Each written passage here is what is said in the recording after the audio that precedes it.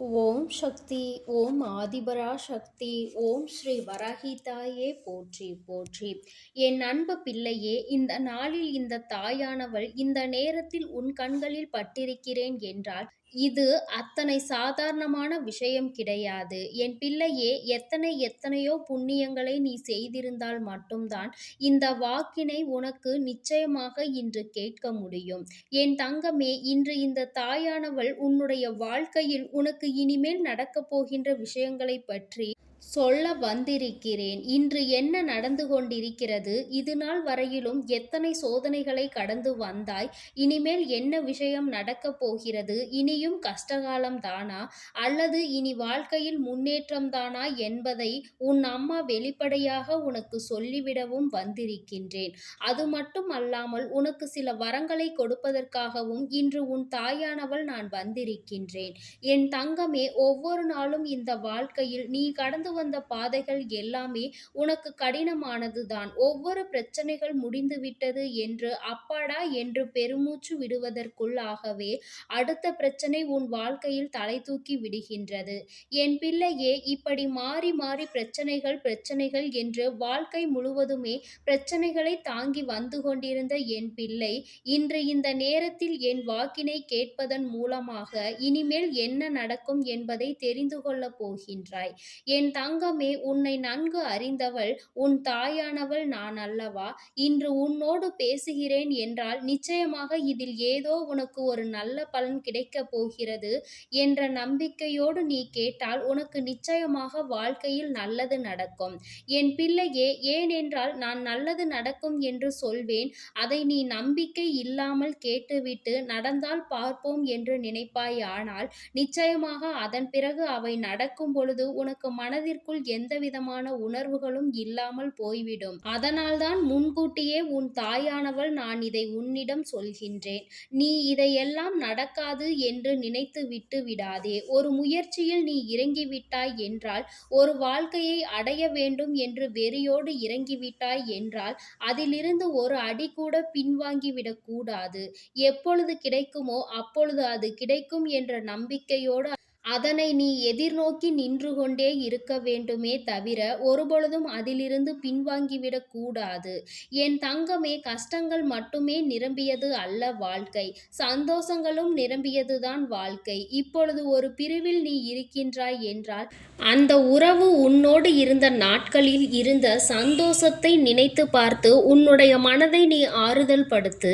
இங்கே வாழ்க்கையில் பாதி பிரிவுகள் இது போன்ற நல்ல நினைவுகளை நினைவுபடுத்தாமல் தான் பிரிந்து சென்று விடுகிறார்கள்.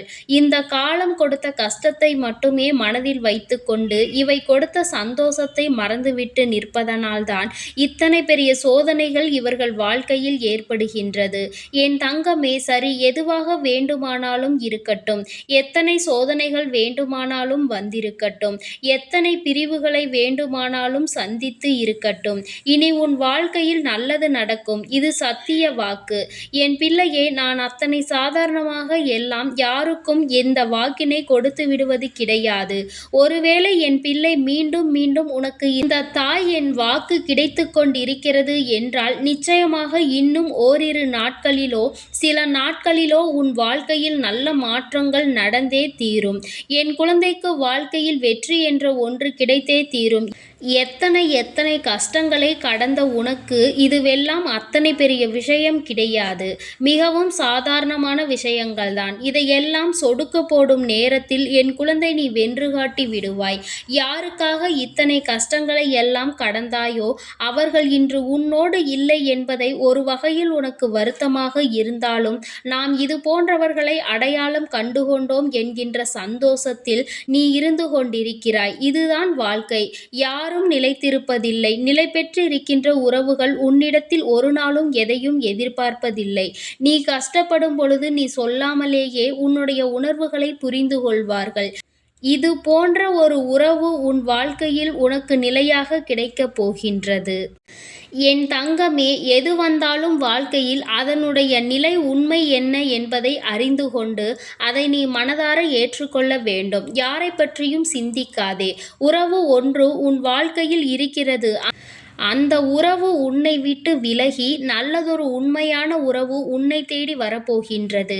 என் குழந்தையே, இவையெல்லாம் உனக்கு ஒரு கனவு போல நடக்கும். நம் வாழ்க்கையில் இப்படியெல்லாம் நடக்கிறது என்று நீ நினைத்து ஆச்சரியப்படப் போகின்ற அளவிற்கு உன் வாழ்க்கையில் எல்லாமே நடக்கும். நீ எதை நினைத்து மனதை போட்டு குழப்பிக் கொள்ளாதே.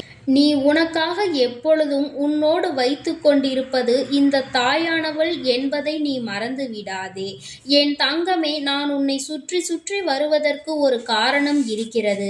நீ என்னை தேடினாலும் தேடாவிட்டாலும் நான் உனக்கு வாக்கு தருவதற்கு ஒரு காரணம் இருக்கிறது. அது என்ன தெரியுமா?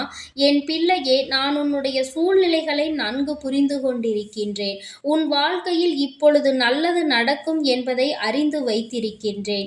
எனக்கு தெரிந்த விஷயத்தை நான் உன்னிடத்தில் எப்பொழுதும் உரக்கச் சொல்லிக் கொண்டு இருக்கின்றேன். அதனால் என் பிள்ளையே, நீ நினைத்து கொண்டிருக்கின்ற விஷயம் நடக்காதோ என்று பயந்து நீ எந்த ஒரு விஷயத்தையும் விட்டுவிடக் கூடாது அல்லவா?